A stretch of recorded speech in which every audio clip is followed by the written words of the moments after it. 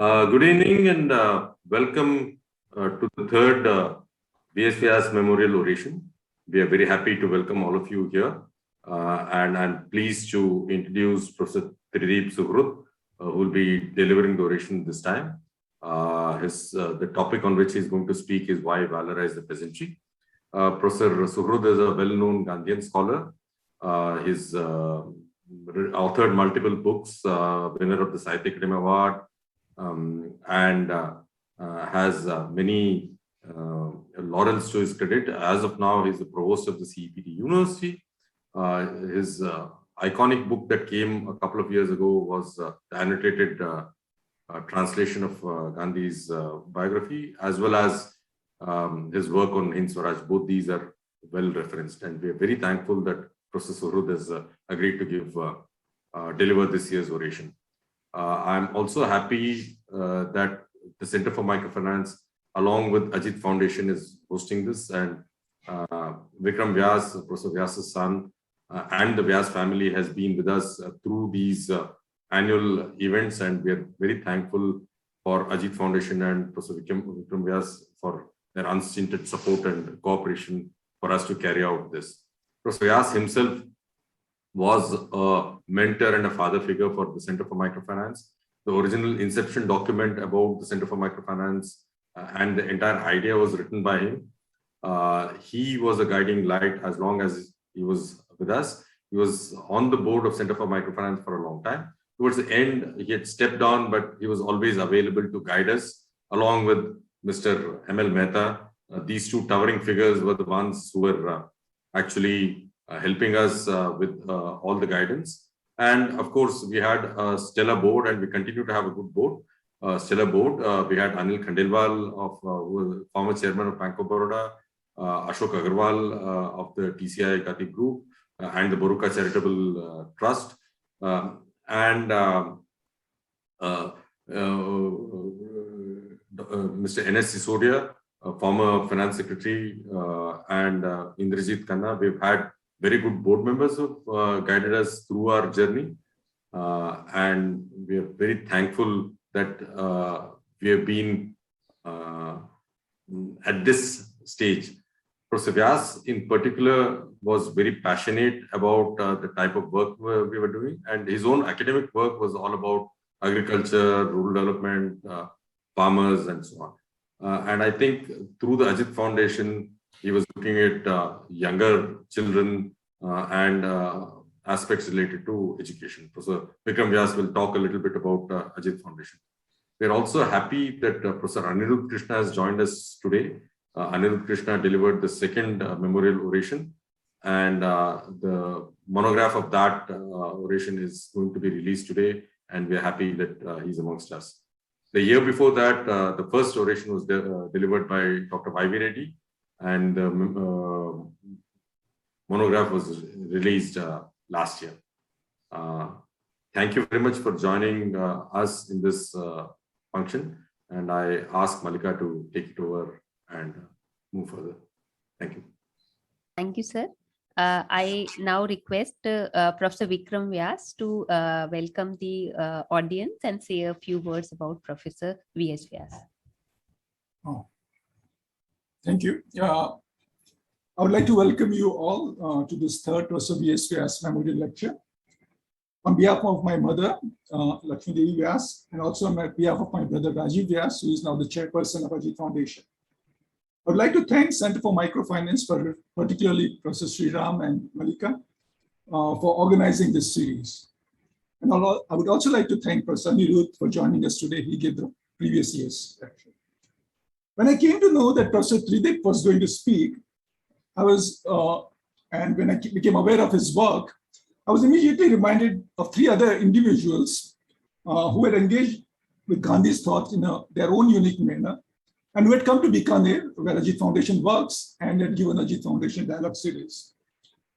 These were right in the beginning, when in 1994 the foundation was started. In 1995, Siddharji Redda came, and a few months later, Narayan Bhai Desai came, and half a decade later, Professor Kamla Chaudhary came. Many of you know them very well, and of course, I know Professor Tridip knows them intimately well, particularly Narayan Bhai Desai. But I should remind just remind some of you who may not be familiar with them. Siddharaji Redda was a great Gandhian. He was a member of the first Rajasthan Cabinet Ministry after independence, but he soon resigned from that. And he just devoted all his life working with the grassroots Gandhian organizations on water harvesting, on fodder for cows, and many. But it was particularly apt that Professor Siddharaji Redda came to Ajit Foundation because my father knew him as an undergraduate when he was in Bombay. And Siddharaji Redda in turn introduced my father to Jayaprakash Narayan, and who in turn sent him to Yugoslavia to study about the cooperative movements. This was in 1950s and late 1950s and 60s. What I recall from Professor Siddharaji Redda's talk was that when he came to give this talk, we had just started and we were finding a hall, and it was often a college's small auditorium or some small place. And he remarked in a very approving manner that I've known, I'll say it in Hindi, and then मैं विजय शंकर को अच्छी तरह जानता हूँ, which he knew because he knew me as undergraduate. And पहले वो अंतर्राष्ट्रीय स्तर पे काम करते थे, फिर राष्ट्रीय स्तर पर आए, फिर राज्य स्तर पे आए, अब बीकानेर आए. बहुत अच्छी बात. He very approvingly approved the descent to the this thing. So that was I have a very fond memory of Narayan Bhai Desai's dialogue series. I was in Bikaner and I drove down to a nearby village to meet him and ask him that would he be kind enough to give a talk. I must confess, he was quite stern. He said, "What kind of talk?" I said, "What should I talk on?" I said, "Narayan Bhai, you can speak on anything you like, but it will be nice if it's a dialogue, and not just a talk, so we can." Immediately warmed up, and he was full of smile. So he came to Bikaner, and it was in one of the colleges, a small room. The first two rows were completely taken by all the Gandhians who were there in Bikaner. And all the few young people who were there, they were sitting on the floor at the back of. So the first thing he said, everyone who was born before Gandhiji died, please move to the back of the room. And everyone who was born after Gandhiji died, please move in the front of the room. So everyone, and there was a spatial transformation, and I think an emotional and a transformation took place, and the dialogue, and I think it was a really memorable dialogue. As I said, finally, there are many, but these three speakers come to my mind because their work, in some sense, to me, resonates with the work of Professor Tridip, was Kamla Chaudhary, Professor Kamla Chaudhary. She was a intellectual of great distinction, and also found a group of people who were responsible for starting Indian Institute of Management, Ahmedabad, and many other organizations. And I particularly recall her talk because it was a vivid and very memorable. By the time Ajit Foundation had its own building, and we had a large number of young people, and he spoke about the letters between Gandhi and Nehru. And those letters and the way she described the dialogue had a personal impact on my own work, which was on, at that time I was working, I'm a physicist, but I was working on modeling of rainwater harvesting systems and modeling traditional systems to make them more reliable. All these reminiscences came to me because they are in some way resonant with the work which Professor Tridip has done. So I'm extremely excited and feel privileged in welcoming Professor Tridip. Thank you very much for agreeing to give this talk. Thank you.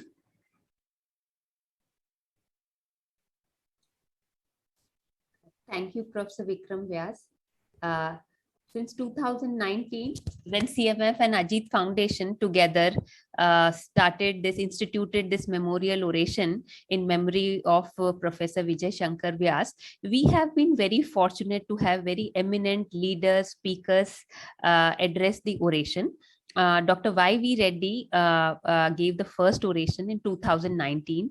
He spoke on a very relevant topic at that time. Farm loan waivers had been done in Rajasthan, and he actually related it very much to the committee which Professor Vyas had headed, and about how agriculture reforms and how to basically improve the agriculture sector. And his talk was on farm loan waivers, bleeding hearts and thinking minds. Last year, we were fortunate enough, while we had to do it virtually, but Professor Anirudh Krishna kindly agreed to speak us on another very relevant topic, poverty after the pandemic, building back better.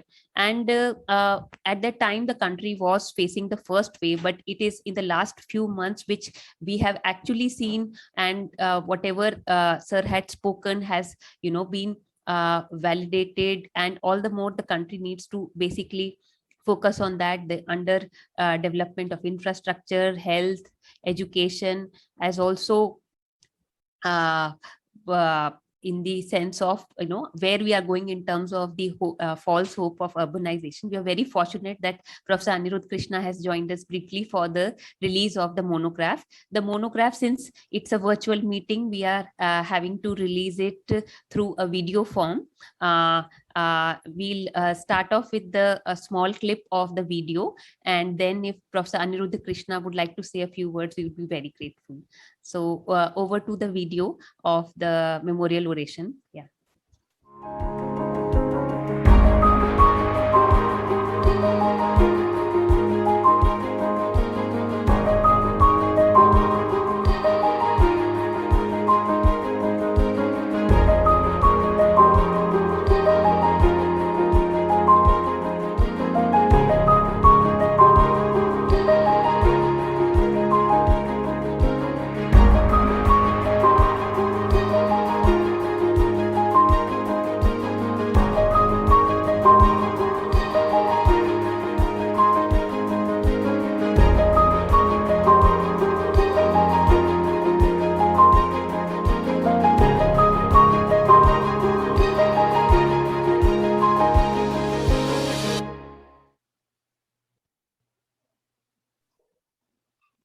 Thank you very much.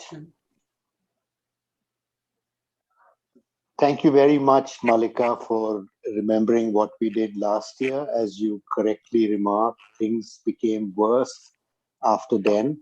I've just come back from Rajasthan after having studied the impacts on poverty of the first and the second waves, and the story is not a good one. But that's not the topic for today. I'm glad you remembered what we did last year, but time to move on to Professor Suhrud and his message. Thank you very much. Thank you so much, Professor Krishna, for joining us. Now I welcome Professor Tridip Suhrud. As Professor Shriram shared, Professor Suhrud has an extensive body of work on the life and thoughts of Mahatma Gandhi, as also the socio-cultural history of Gujarat. I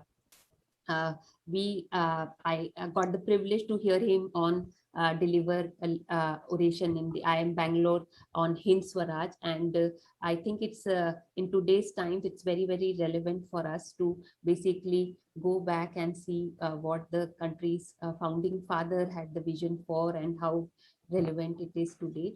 Over to you, Professor Suhrud, to deliver the third Professor V.S. Vyas Memorial Oration. Welcome, sir. Thank you, Malika. Thank you, Shriram, Vikram, Anirudh. Shriram, in the last year and a half, has acquired this ability to get me to do things which I'm completely unsuitable for. But I'm deeply honored and thankful to the foundation, to the institute, and to the family for giving me this honor. I wish to speak about not just Gandhi's engagement with peasantry, but also the position of the Indian peasant in our imagination and what has happened to that imagination in the last several decades. A lot of you would recall that on 10th March 1922, Gandhi was taken a prisoner, not for the first time and not certainly for the last time. And those of you who've had the great fortune of being taken a prisoner know that when we are taken to the prison, we have to fill out forms. And in that form, we are required to write what our profession is. And I want to begin this story by that form filling. On 10th March, Gandhi wrote in the form as his occupation, a farmer and a weaver. Now, is this, should we take this seriously at all? Should we believe what Gandhi spoke of his profession? He could have said that he is a lapsed bar at law, that he's a professional agitator as he came to be called. But why call yourself a peasant and a weaver? It was going against the grain of his training. It was going against the caste that he belonged to, the professional class that he was part of, and what gave him the right to claim to be a farmer and a weaver, and what it actually signified to the position of the peasantry and also to the community of weavers in Indian imagination, in the political imagination of India. Let's remind ourselves that since 1903, 1904, Gandhi had played at being a farmer. And I'm using the word played at being a farmer because he was at most times an absentee landlord from this 100-acre farm called Phoenix that he had bought in the hope that he would be able to live along with the community on principles given by Ruskin's Unto This Last. His engagement as a professional lawyer, litigating both for paid clients as also the kind of political agitation that required him to be away from the farm meant that he didn't really do much agriculture.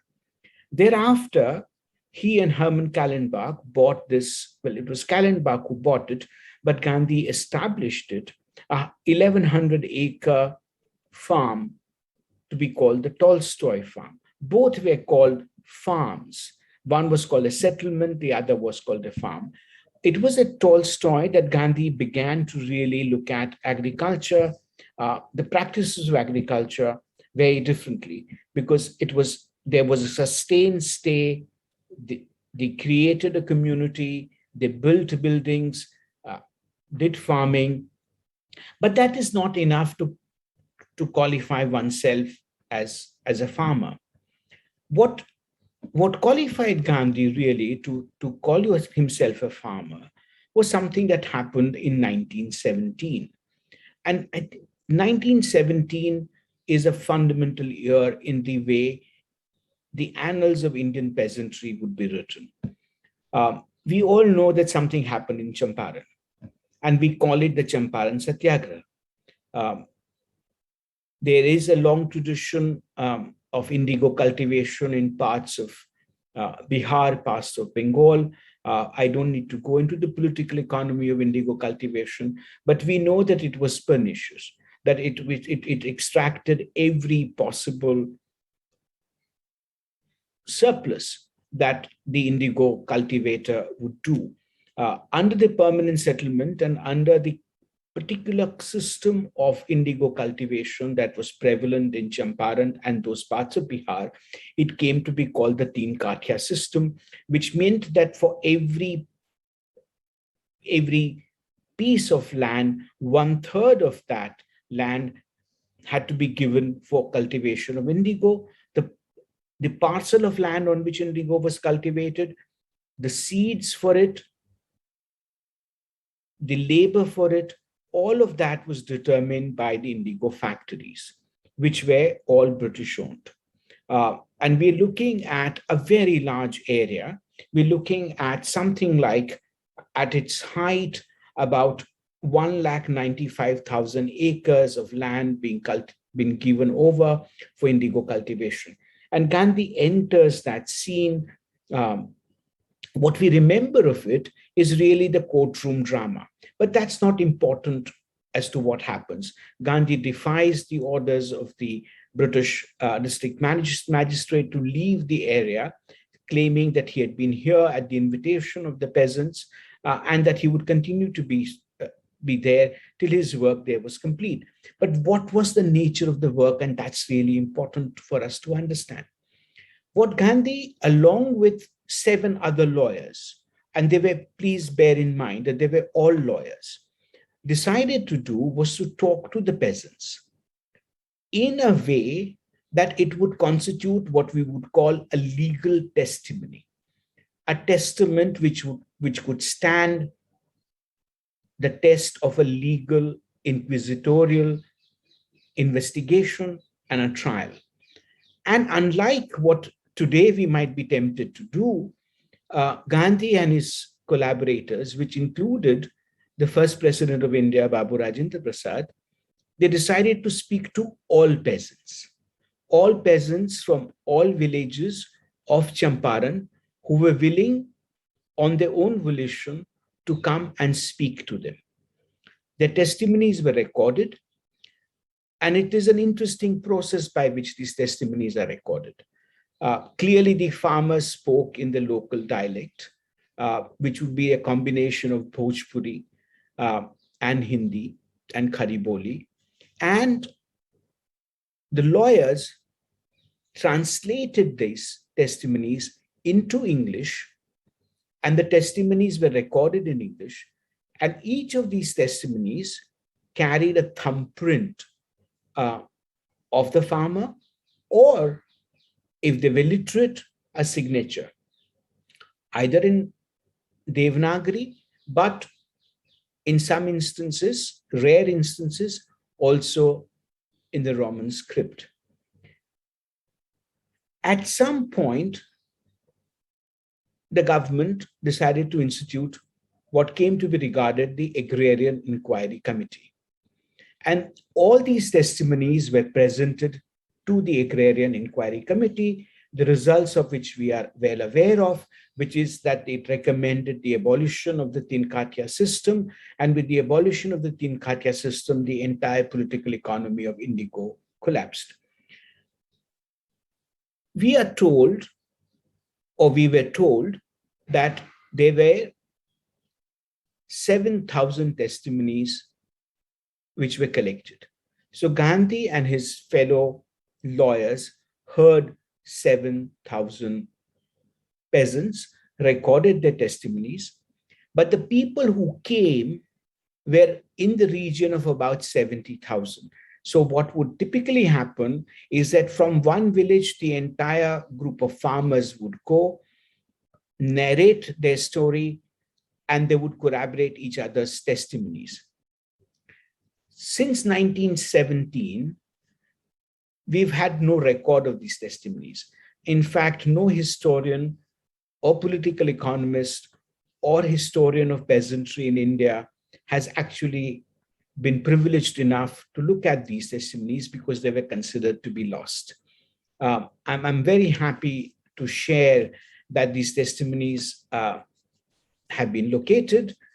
They're housed now in the National Archives of India, and the first of the 9 volumes that Shahid Amin, I, and my colleague Megha Todi have begun to work on is due to be published very shortly. And you would get a sense as to why Gandhi then began to call himself a peasant. There is no leader of India who would begin to have the kind of detailed insights into the lives of peasants as Gandhi would go on to have, starting with Champaran. He would do other things, and I would come to those later. But we should also bear in mind that 2 of Gandhi's most successful campaigns, one that he actually led himself, the other was something that was led not by him, but by the person who came to be called Sardar Patel in Bardoli, were basically peasant movements. So the entry of the peasant, and Kheda soon after Champaran, which is 1917 and 1918, is when Gandhi gets to know the peasantry of Middle Gujarat. And this is the peasantry which would play a very important role, not only in the movement for freedom, but later into what came to be called the cooperative movement, which is Amul. And we will come to that shortly. But it is through the movement of peasantry and engagement with peasantry that the foundations of the Indian national movement as a mass movement are being laid. We have to understand that before Champaran and before Kheda, the peasantry was not seen as an agent of change. Peasantry was not seen as something that could be mobilized or would mobilize itself into a politically conscious group demanding very specific rights or compensation which related to a specific agrarian condition. In case of Kheda, it was the land revenue, but the levy of land revenue and the calculation thereof out based on the calculation of produce in drought years and what would be a fair land revenue. So in some ways, we have to understand that the foundations of the Indian National Congress as a mass organization lie in its understanding of the Indian peasantry. Similar situation would prevail in Bardoli, and a very large mass movement of peasantry would occur around that, and a mobilization would occur. These two examples, one of Champaran, the other of Kheda, and in between there is the Ahmedabad mill workers. So the industrial labor.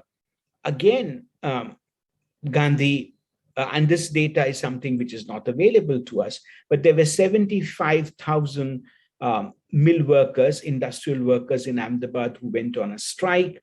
And there was a long process of arbitration, which of course led to an institution called the Majur Mahajan Mandal, and it has a fabulous history and a story of itself as to how a principle of arbitration and a dialogue came to be instituted, which would then contribute to today what we call the Gujarat model for development, that there is actually a different kind of relationship between capital and labor, which then allows for a certain kind of industrial peace.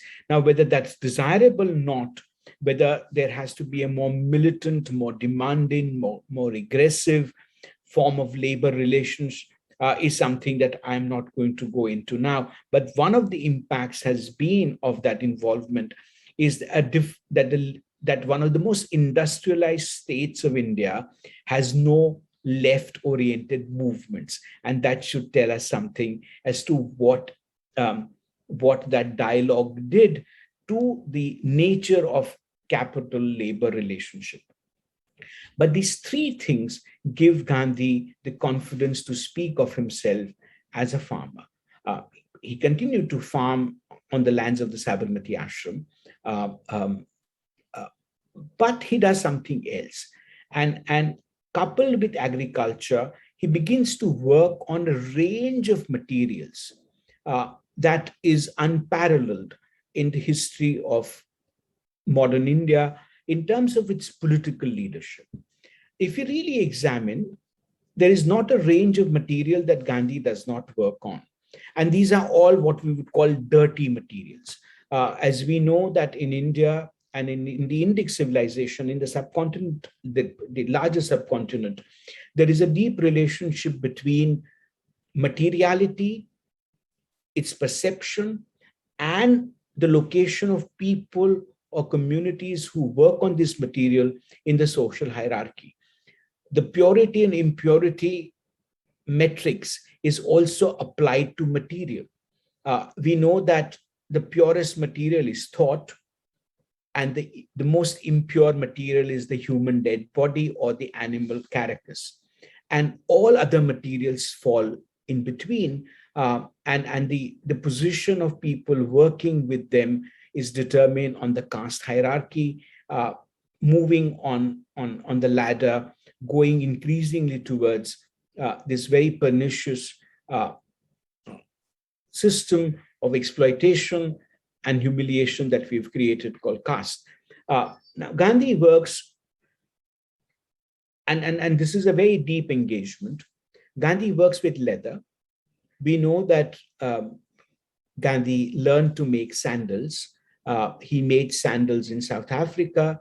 He learned to make sandals from Trappist monks and made them as prisoners in South Africa, but continued to make sandals in India there is a particular brand or a design of chappals which were called the Sabarmati Patti chappals or the Gandhi Patti chappals, which we know, but he actually fashioned 5 different kinds of footwear for India.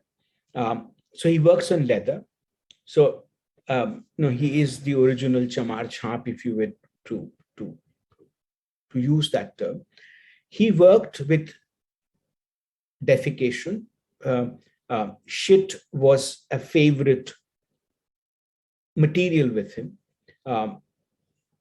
Those of you who have come to Gujarat and seen the ashram closely would realize that there were 23 designs of toilets that Gandhi worked with engineers to make to actually address this very peculiar problem of night soil clearing and therefore the humiliation of the people who were involved in clearing of night soil. Also, he had a thing about sanitation, which we're just being reminded of in our country every day. So he works with shit. He works with cotton, both as a spinner and as a weaver. We know that we have seen him, his photographs as spinner, but we've rarely seen him at a weaving loom. We know from records that he could weave, and I've been privileged enough to see the examples of his weaving, which include this exquisite sari that he wove for Kasturba from the cotton that he had spun for himself. So he was an expert weaver. He worked with mud, not as a potter, but as for its healing properties. Having lived with Kallenbach, he had also acquired understanding of basic, or not so basic, very refined modes of building technology. Those who know history of Gandhi's built forms know that he actually sat and designed various dwellings and spaces, both at Sevagram and at Sabarmati. One of his favorite activities was to be a carpenter.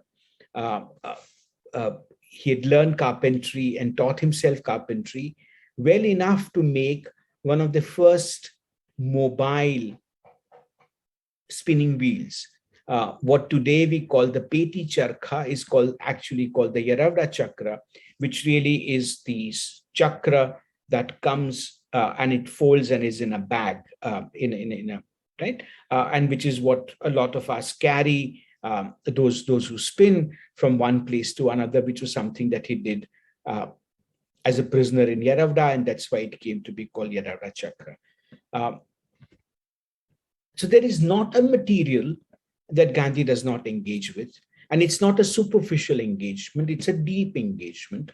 Gandhi believed that by working with one's hands and by thinking with one's hands, one got a different perspective on life, on the relationship of body to production, on relationship of body to other bodies. And it is these bodies together that create the body political. So there is in Gandhi this great move towards thinking with one's hands.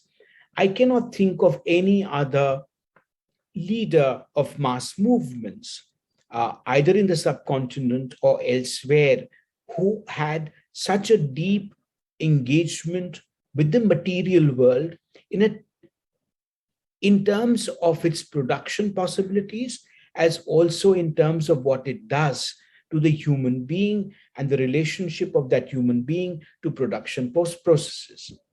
Not being satisfied with that, all economists would remember that Gandhi and Joseph Cornelius Kumarappa, together under Kumarappa's leadership, go on to produce one of the first major surveys of rural indebtedness, which is called the Survey of Matar Taluka. which not only gives us the first major database of how and the reasons for which the Indian villages, peasantry, both landed and agricultural labor, are in debt, the reasons why these debts are incurred, their capacity to repay or not repay, which leads to forced migrations. Gandhi had, of course, studied the forced migration of indentured labor to the Asia-Pacific Rim, going right into East Africa and South Africa. But even within the country, the kind of forced migration, that's something that we've become aware of acutely in the last 2 years, of labor and the movements of people, is something that the survey of Mata Taluka tells. So what happens is that in the political imagination of India, Gandhi introduces the category of peasantry and all artisanal communities, but also peasantry, as an agent of change. That here is this group which does not need to be viewed either as politically so unconscious of itself that it cannot even agitate for its rights or what its rightful place within the Indian society or Indian polity.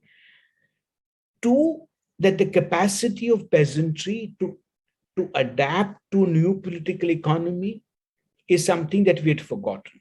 That the capacity of peasantry to absorb technology, to adapt technology, agricultural practices, including, and we would know through the Green Revolution, very high-end technology into the production processes, that in the idea that peasantry could be an agent of change, that it could be the bedrock on which Indian national movement could actually be built, is something that Gandhi gives us.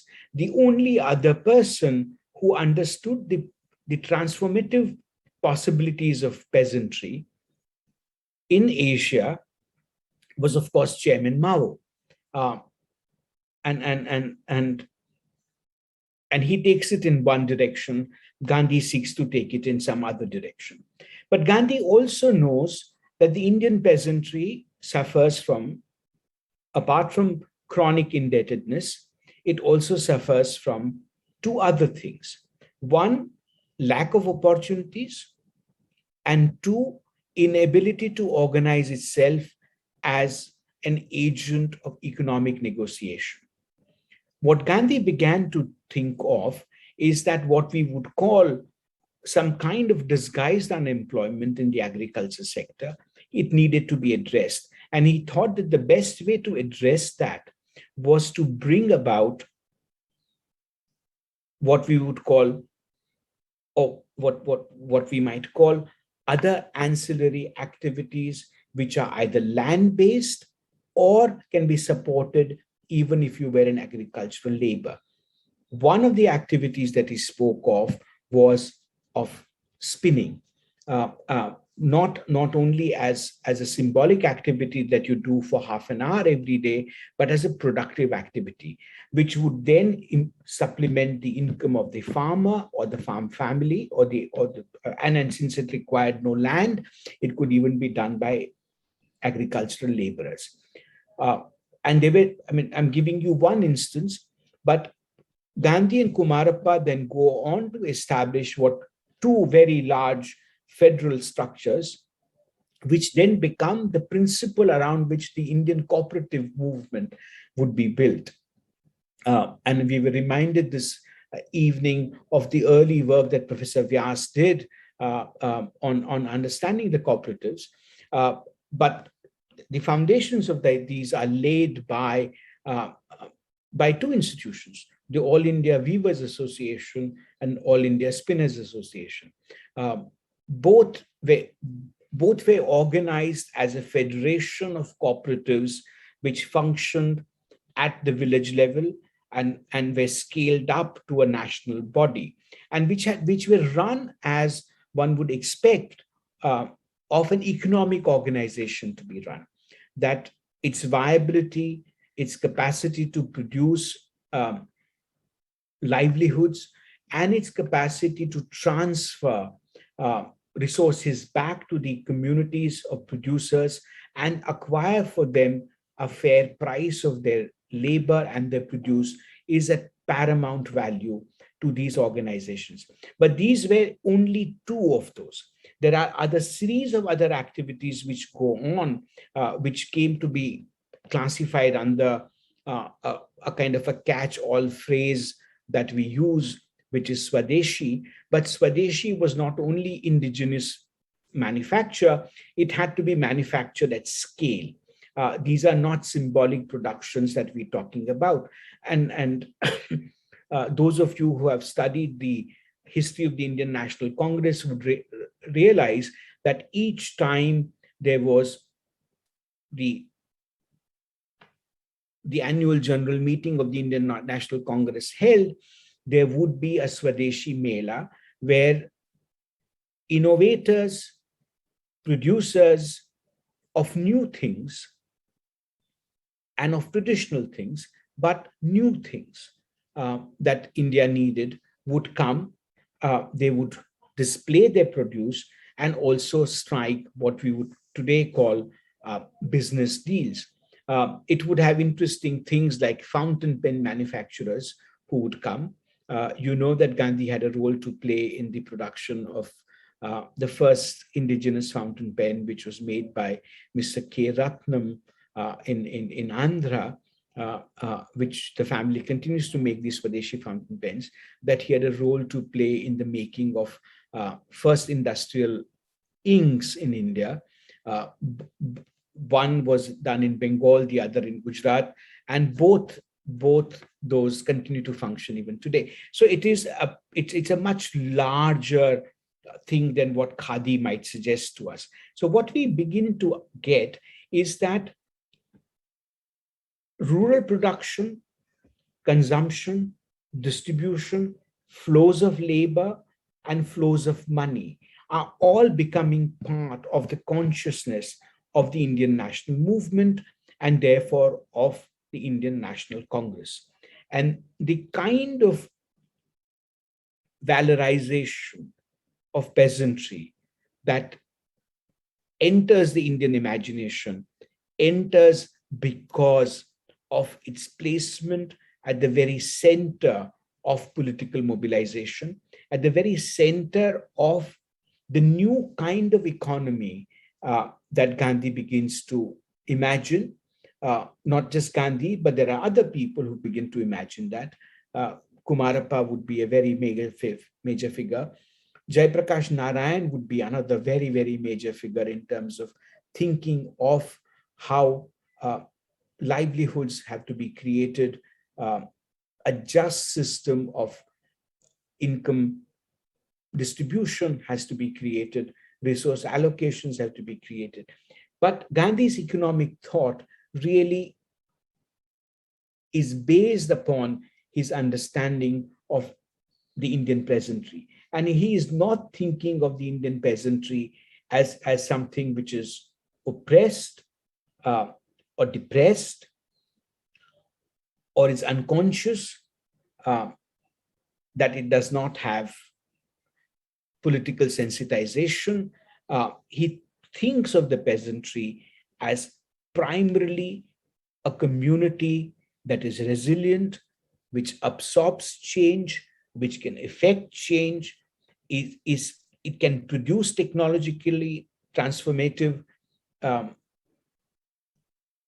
processes in its production, and can cooperate with each other to create wealth. We know that the story of Amul actually starts with the story of the Kheda Satyagraha. The roots of the cooperative movement in milk lie within what the kind of mobilization that was done in Kheda in 1918, and which continued to play a very important role in the way Congress politics was played out, at least in Gujarat. And it's on basis of that Tribhuvan Das Patel and Dr. Kurian would go on to build this fabulously imaginative organization that we know as AMUL and later as NDDB.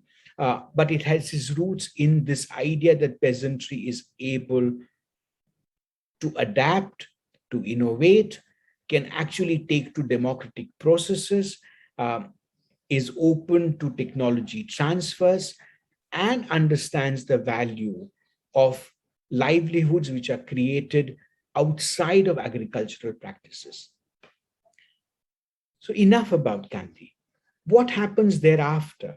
What happens thereafter is very strange. We somehow in our political imagination freeze the peasantry. The peasantry comes to be seen through the lens of two things. One, as something, as a community which is oppressed, which it was, but it is no longer seen as a transformative community. It's seen as a community that was traditionally oppressed. It was meek, it was voiceless, that the peasants do not speak.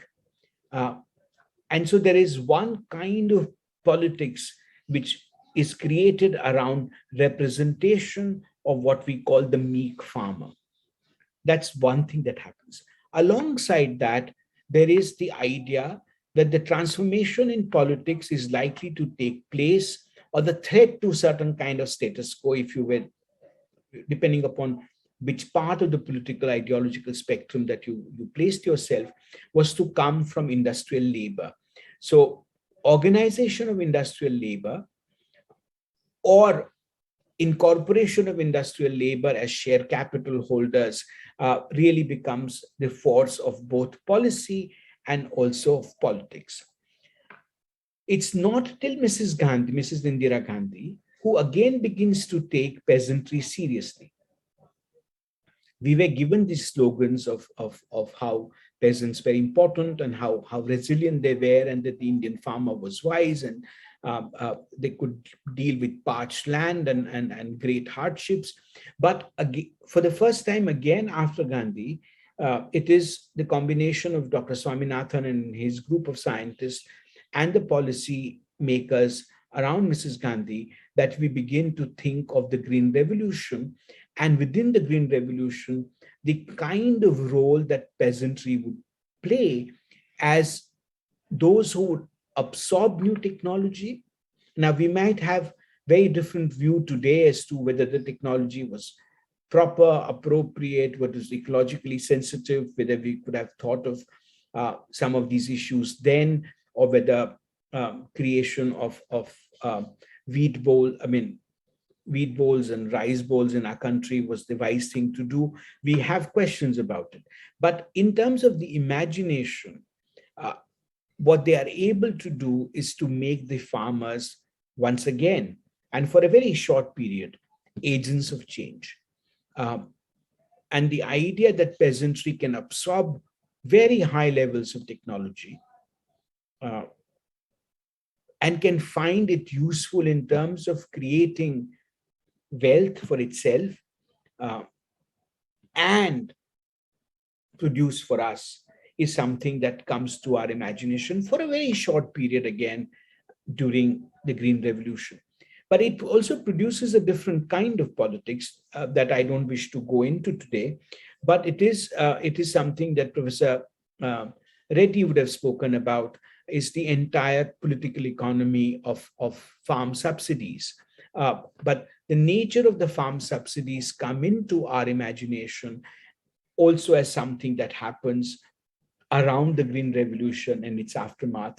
The nature of inputs, the nature of capital required, its decreasing returns to scale in terms of its profitability.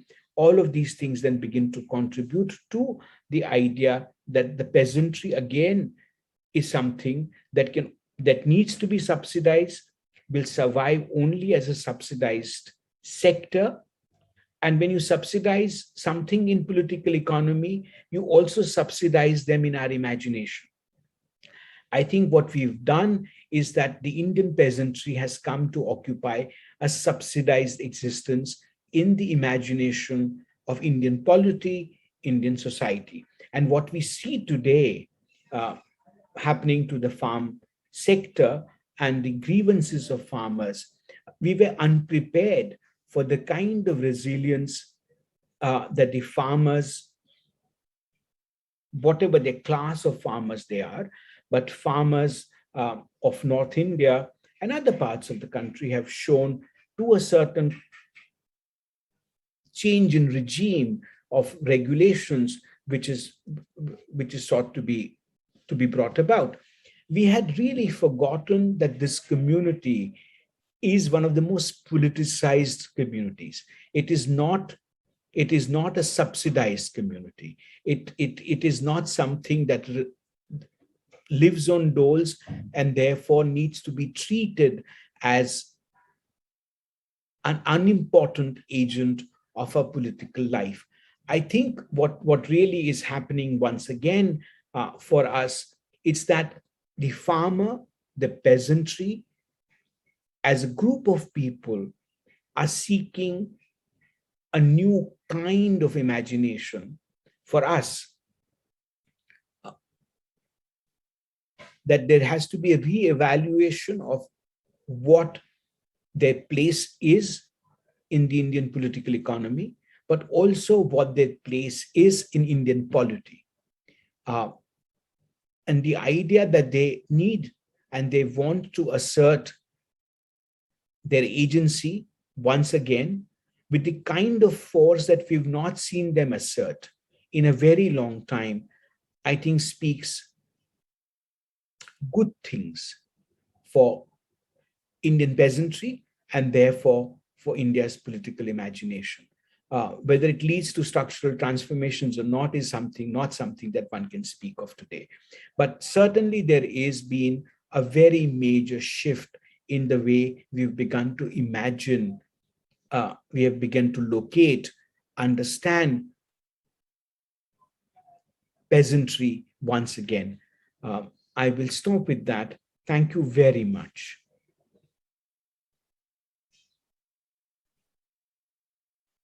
Thanks a lot, Tridip, for this wonderful talk. Vikram, if you have any questions, we could start with you.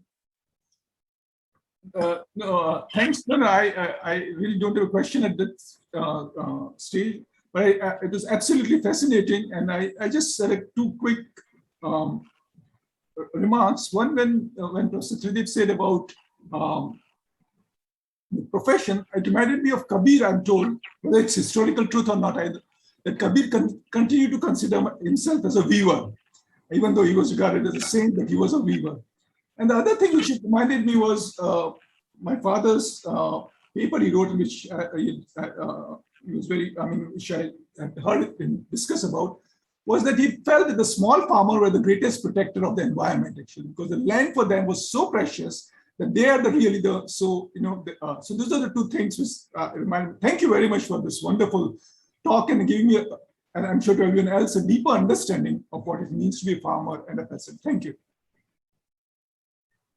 So, Tridip, the questions that have come till now are largely sort of contemporary questions.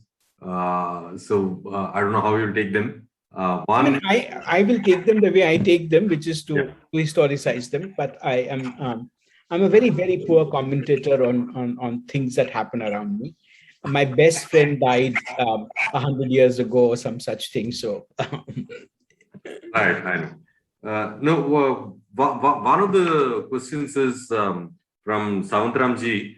The question is the people who make policies for farmers are themselves not farmers. So there's a disconnect between the representation that we get within the parliament and therefore there's a disconnect in policies. So is there a way in which you would like to comment on that? This is a perennial problem of democracy, which is that we think that the representatives we elect represent us, and that representation should be a truthful representation of our sectarian interests, because we're talking about sectarian interests. What then tends to happen really in all democracies that this is an imperfect representation. And that's something that happens. But the number of parliamentarians who claim to be peasant or farmers actually is very, very large.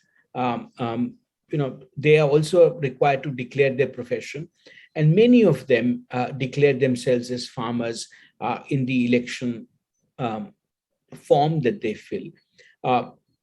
That they should not be. So I don't think, therefore, the question really needs to be asked either, where are the policies being framed? And when the policies are being framed, what role do political class play in the formation of policy? What role do the experts play in the formation of the policy? And what is the nature of interaction between these three? The technical experts, which could be managerial experts of the Indian bureaucracy, or technical experts in terms of agriculture economists or agricultural scientists in this case, the parliamentarians representing either people or being representatives of a political formation, and the people that they seek to represent. And that dynamic, I think what has happened, that dynamic has become frayed in India. And this would be seen in almost all such areas where the capacity of the expert to reach out to its target audience has become increasingly frayed. It does not happen when the target audience is organized as an industry body or as an interest body. So the experts would find it much easier to speak to bodies such as industrial bodies such as FICCI or SHM or various sectarian industrial groups who are able to make representations in a language in which the technical expert understands them. I think the sectors which are neglected or find themselves unrepresented or not represented well enough are those which are, one, in unorganized sector, or work through series of intermediaries who translate their demands for the technical experts, and other series of intermediaries who translate the demands into a political demand. So the nature of the intermediary organizations is very important in any democratic process. And I think in case of farm sector, agricultural sector, the nature of the intermediary organizations has become rather weak. While on the other hand, the other interest groups are far better represented.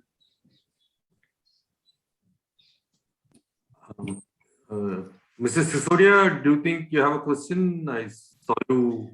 Yeah, it's a fascinating lecture. Really, quite a discovery that somebody like Gandhi, you think you know a lot about him, but the fact that he was so very, very deeply engaged in the farming community and the weavers community, and that's how he could create the kind of mass politics that is completely missing today. It's something that people today need to learn. That's just I think quite an unnecessary but brief comment. But the question I had that if Gandhi were alive today, how would he envision agricultural reform, which has been sought to be created, sought to be facilitated through the new farm laws? What would have been his model? Well, I could answer it in three possible ways. If Gandhi were alive today, he would be living in America, like all good Gujaratis want to. And I think I wonder. No, we shouldn't forget that he had a long career outside of this country, actually, till the age of 45. No, let me be serious. I think there are two questions. And what would have been important for Gandhi one can speak on basis of what one has read of Gandhi and not trying to think as how he would think today. The question of land ownership would have been central to him. And therefore he would have started with, and which is something that we sought to start with, which was with a large scale land reform, or what came to be called land reform. Whether it happened through legislation or political process, or it was sought to be done through the kind of work that Vinoba did through Bhudan, that remains. But Gandhi was not averse to a legislative process. So I think the emphasis, a large part of his work would have been about land distribution and redistribution. Second, I think Gandhi was not averse to commerce. And I think one thing that we need to understand is that his understanding of political economy is rather astute.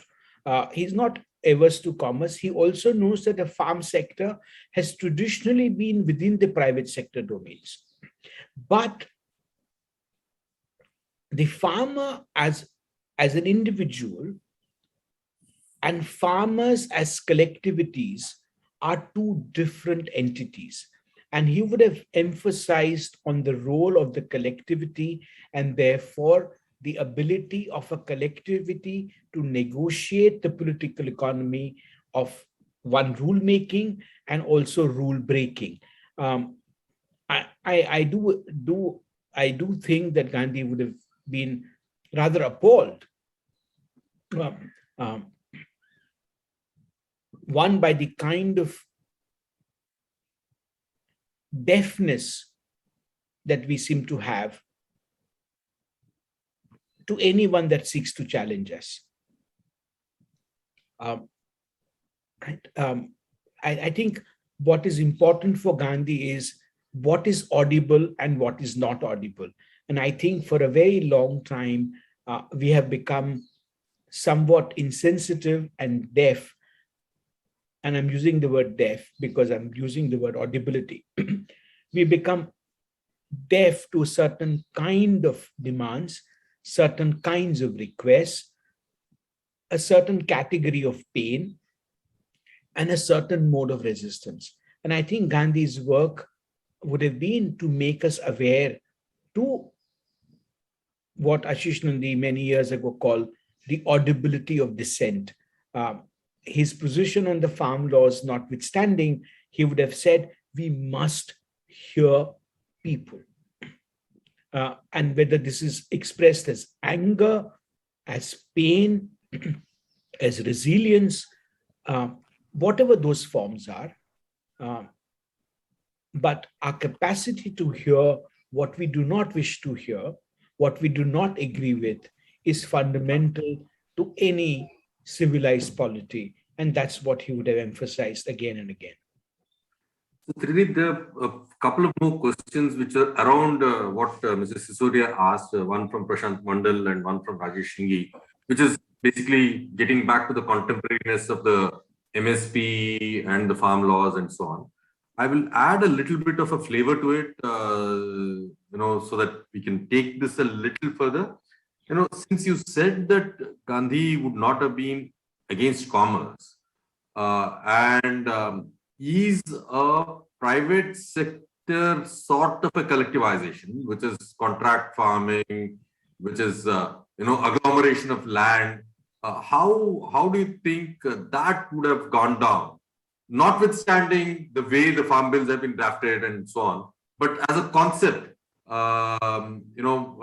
would it be much more of the Amul nature where the farmers are themselves voluntarily getting together, or the concept of collectivization where you could still have your voice through a contractor, so to say? Well, I would tend to think that something like Amul would be more with his grain of thought and with his grain of politics. He would have added two things, which sometimes Amul lacks, is the leadership of women. Because both as agricultural, the producers of agriculture and of livelihoods in the ancillary activities around agriculture and land, the role of women as peasant is something that we have not understood. As landowners, as tillers of land, as laborers on land, farm labor. So I think he would like to make a change in the way Amul, the leadership of Amul, or bodies like Amul function. While all the work, all the labor, as we know, in terms of milk cooperatives, is female labor, the decision-making powers for very long, and this is also to do with the particular sociology of caste groups involved, has been in exclusive hands of male leaders, with the exception of NDDB, where Amrita Patel led the NDDB with great ability and elan for so long. But within the cooperative movement, there has been a disjunct between labor, productive labor, the flow of money into the household, and the control over that flow or that received by women, the impact on nutrition standards that we all know of, and the leadership. So I would say that, you know, he would have liked a kind of a cooperative model, but adjusted much more to the needs of the real producers, in this instance, the women. So there's one more question, which is about the voice of the peasants. You know, what is your view on the peasantry in today's era in the context of hearing their voice in the political economy, particularly by the current government? This is from Amit. I'll add one more. I mean, I'd like to sort of slip in a little bit of my in this. How do you look at the entire Kisan Sansad mode of protest? You know, which is a very way of protesting, which I mean, I'm sure Gandhi would have found very interesting. But you know, innovative, non-violent mode of protest seems to have lost its sheen. So, how are the voices being heard? I mean, that's going back to Amit's question. I think all forms of protest and all innovations in the forms in which we protest are very, very crucial, not only for the present but also for the future, because as technologies of suppression increase, modes of resistance also have to innovate. So we've actually lagged behind in terms of our ability to innovate in the modes of resistance, and we've really not been able. So this is something that one has to look upon as a very important innovation, to say that there is a possibility that political debate, policy debates needs to take place within the realm of civil society, and not only within the formation of official processes of political process, which are determined by the parliament and the nature of political parties. And I think the more we are able to take political debates outside of the formal political institutions and structures and bring them back to people, it can only strengthen both the democratic impulse and our capacity to influence the formal political process. So that would be very, very important. Are we hearing it? No, we're not hearing it. And I'm saying we as in not only in terms of specificities of a government or ministries or bureaucracies, but I don't think that the Indian middle class has any patience for long drawn out political processes. We've become, I think, as a group of people, professionally trained, largely non-agrarian or non-land-based communities of middle-class professionals, we have very little patience with what we think as disruptive modes. and we would like that these things happen, in a kind of a compressed time. I'm not saying, therefore, we don't have a time for protest. We do, but long drawn out political struggles is not something that the Indian middle class has ever been comfortable with. And when it's not comfortable with these things, our capacity to hear these struggles, be that of Dalits, of women, Adivasis, anything demanding long durée attention and allocation of resources, is not something that the middle class is very sympathetic to. So I'm saying that as a government, as people, as middle class, as media, to the extent that it represents the Indian middle class, it's not hearing. Yeah, Tridip, I'll sort of would like to push this a little further. I don't want to keep holding you on to this. See, if we look at the mode of protest of the farmers in the last, let's say, 6 to 8 years, the Tamil Nadu farmers coming and spending their time in Jantar Mantar, the long march to Mumbai, the long march to Delhi, and all that they were asking was and at least in the long march, they were asking for the parliament to dedicate 21 days of debate for farmer issues, right? So it's not as if it's just the Punjab farmers who are protesting now. Been a long history of consistently farmers from different regions trying to put their views across. In that sense, is there going to be a tipping point for these protests, or how do you see this? Because Gandhi himself was about these persistent, long drawn out protests, where several times you don't see any tangible result that's coming out, but you would be on the job and lage raho sort of a thing. So is that not working any longer? How do you see this? I don't know. And I think we've not had. We've had long drawn political mobilizations around other issues. Right? Identity politics has been one such issue around which we've had a very long drawn political mobilization, be that of caste, be that of community, or be that of belief. And we've actually had political mobilizations which have spanned decades. We've had political mobilizations around regional identities, leading to formations of separate administrative units. So it's not that we've not had long-drawn political mobilizations.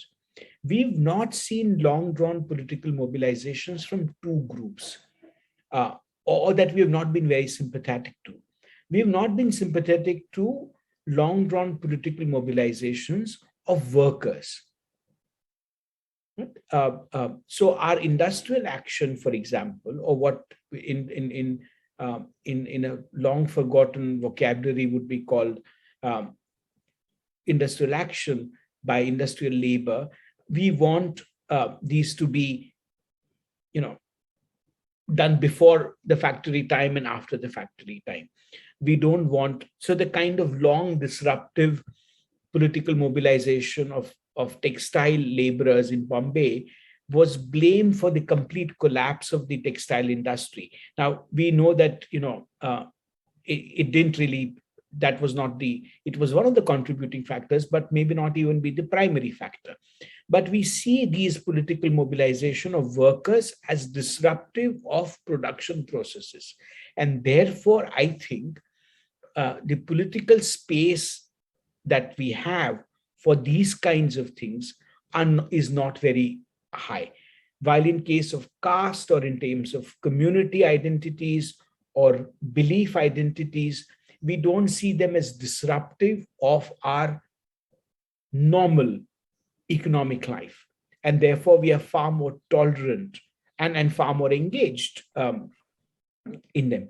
Because, the formation of a community identity takes decades, and you require a series of mobilizations then culminating into a political formation which then begins to dominate or not.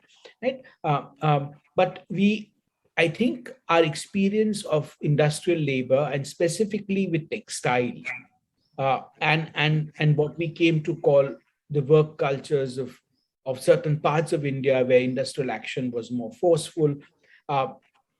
We thought that it was disruptive of our economic dream and our processes, and therefore I think we are less sympathetic to both these workforces. Yeah, there's one from Rajni, which says, how do you resolve the contradictions between Gandhi's idea of trusteeship and the demand for land for the tiller? Is there a contradiction at all? Not really, because the idea of trusteeship would also say that the idea of a permanent settlement with zamindari, which is not something that would be a desirable thing, that each one keeps only a part of the land parcel for personal use and gives the other away, right? But I think what's important for us to understand is the fate of that imagination. I think this is a brilliant idea. Also, Bhutan was, I think, a very morally innovative idea. What fate do these ideas meet when they are sought to be actualized? Because, an idea is judged both for its possibility, but it's also its actuality, right? In terms of trusteeship, we've had a far greater success, at least I speak from Gujarat and I speak from Ahmedabad, right? Ahmedabad created some of the world's finest institutions out through this model of trusteeship.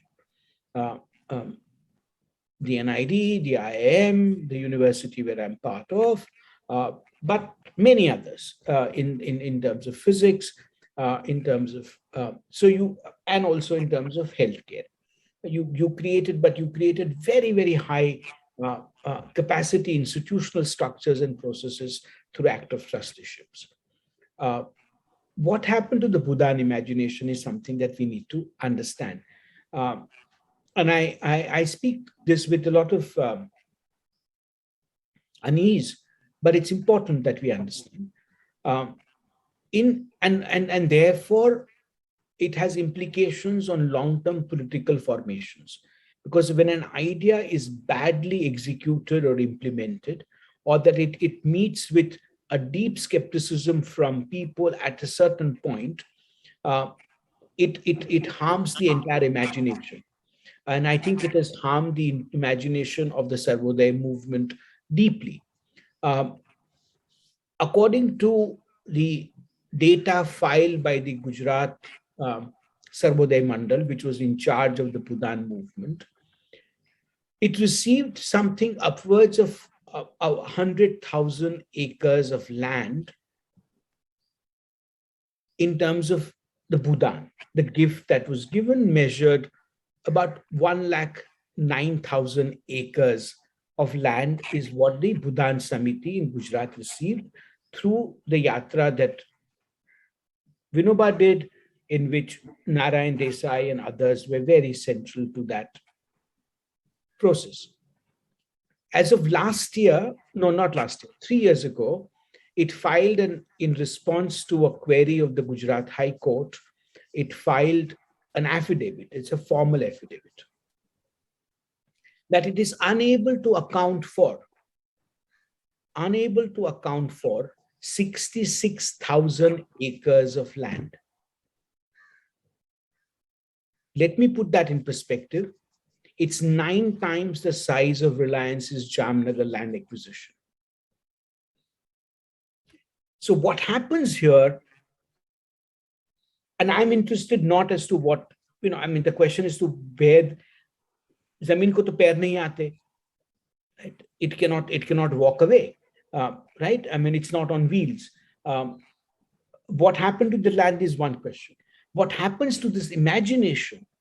Now, that imagination has received such a severe blow in our minds, in the minds of society, that today, if you or somebody else were to go and say, give me the gift of land in whichever form, I would be very suspicious of making that gift, not as an individual, but as collectivity, because this actually was a mass movement. So I think what has happened to the Gandhian imagination, and I'm speaking of a much larger thing in terms of land, is that it actually suffered, uh, and it came to be called romantic, inefficient, call it what you may. The fact is that in terms of its implementation, it left much to be desired. Not only much to be desired, it has much to answer for. And I suspect this is the case in other parts of the country also. So therefore, the erosion of this idea of trusteeship, this idea that we could actually create a political economy which is not based on greed, which is not based only on personal acquisition, which is not based entirely on what I need to inherit, but also as to what I can contribute back in a formal way. It has really received a very major setback in our times, because that idea was very poorly taken forward.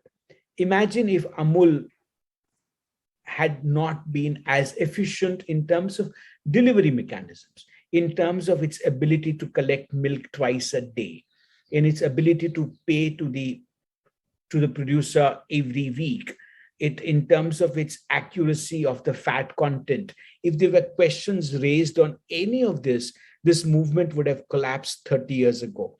The fact that it has not collapsed is not only the strength of the idea, it's also the strength of the administrative processes, the execution, the oversight, my access to examine the data. All of that has contributed to the success of that organization.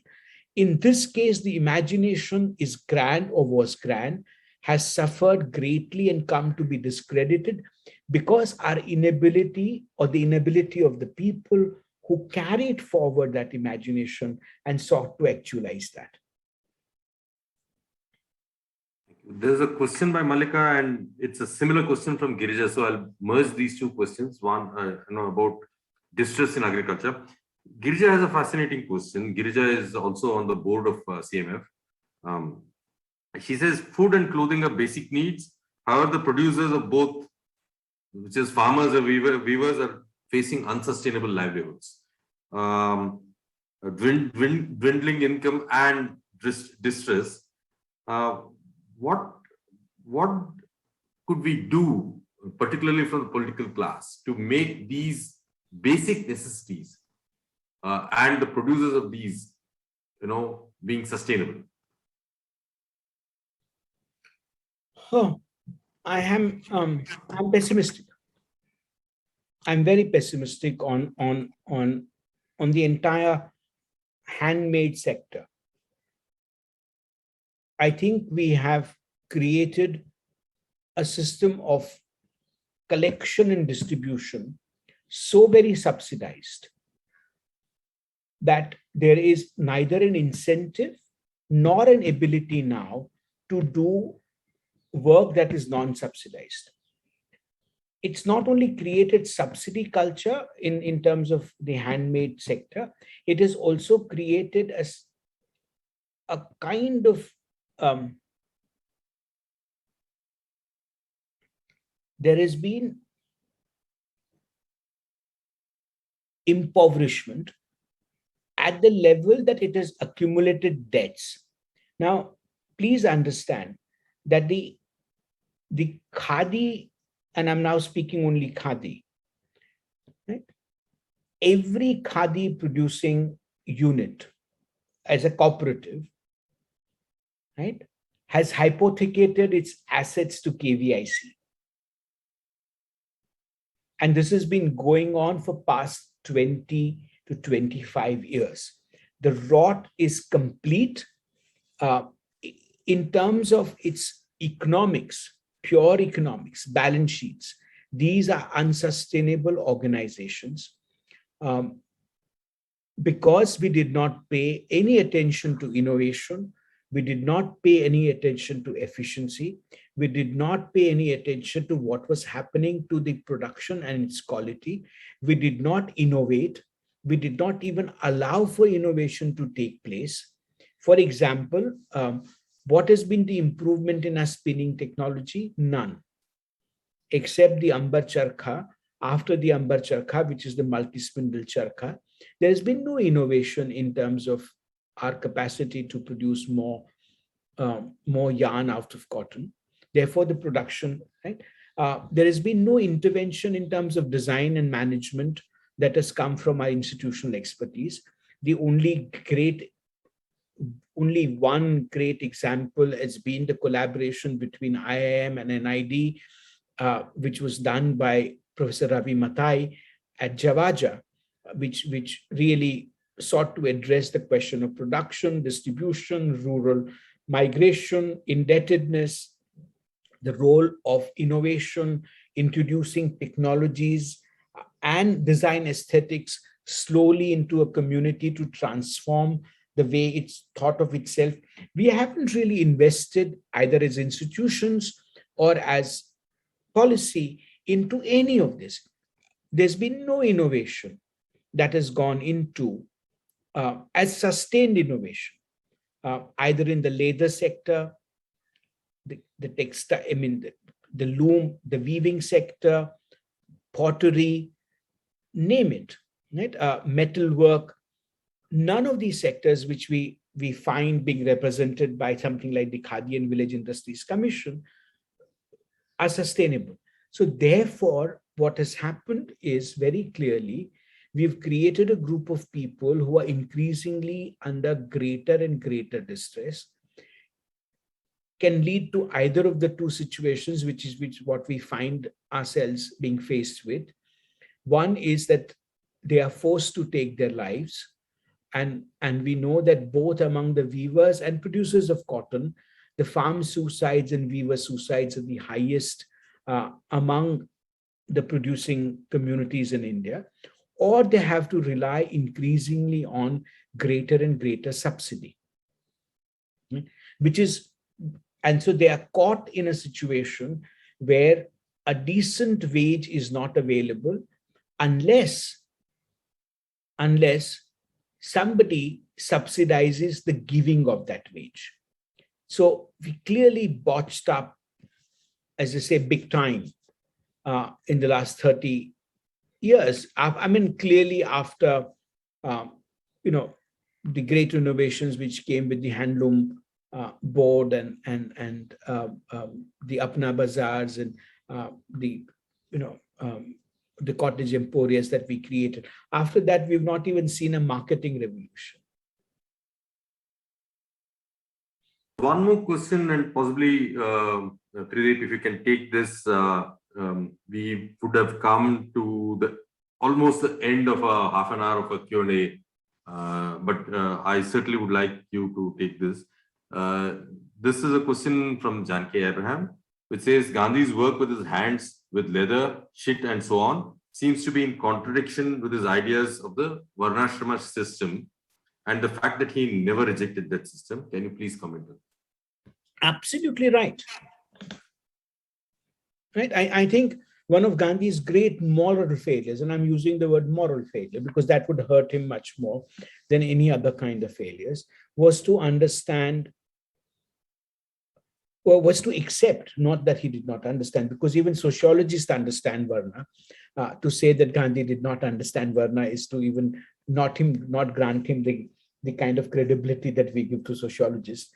Is not to accept that Varna was entirely hierarchical, was based on the idea of purity and impurity, both ritual and otherwise, and there was no way of escaping the jati that you were born into, no matter how hard you try to dignify that.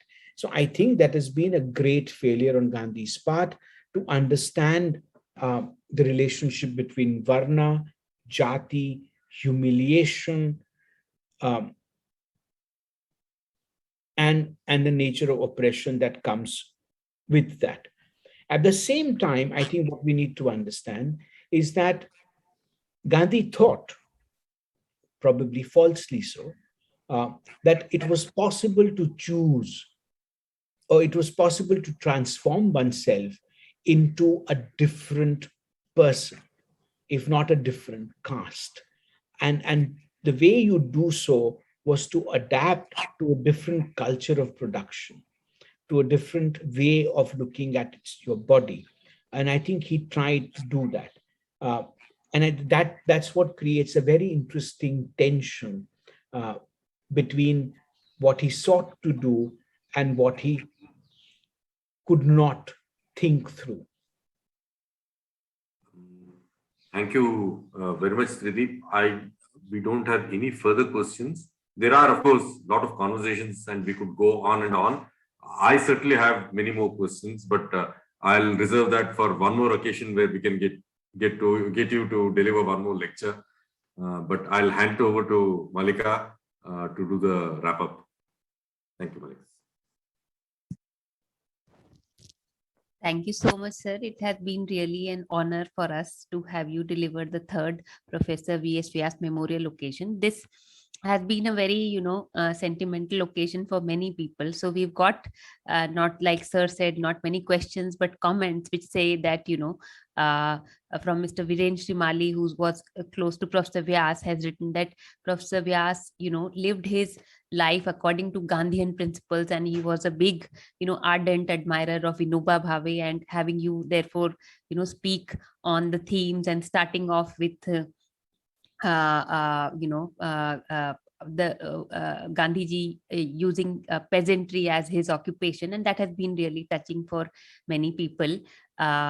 I would also like to say that in our and when you mentioned that women farmers, Gandhiji would have actually liked more women in this space, having the voice of farmers.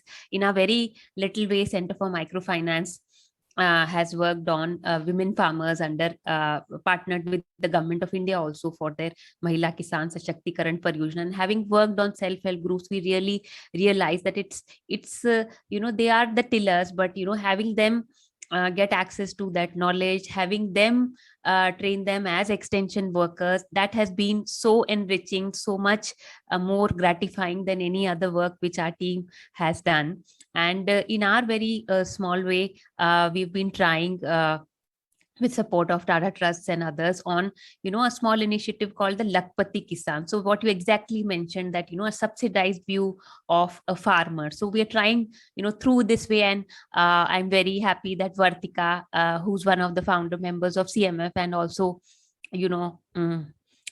who had this, whole idea behind the Lakpati Kisan, is part of this, part of the audience. And the whole idea which Vartika had shared about this was also that you have to be proud to be a farmer, and people will, adoption of technology and everything will happen through inspirations. You have to create some Lakpati Kisans, you have to then, and that kind of movement we in a very small way, the CMF is also trying to follow that. We are very pleased that the founder members of CMF, the board of CMF, all the members are here along with Professor Shriram, Professor Mr. N.S. Sisodia, Mrs. Girja Srinivasan, Mrs. Aparna Sahai, as also the Mr. Arun Pandhi, Tata Trust, as also our founder members, Mr. Rajesh Singhi, Mr. Devilal Vyas, Dr. Ashok Agarwal, Mr. Jaipal Singh, Mr. Vipin Sharma, Mr. Devilal Vyas. So it's a very, Professor Vyas was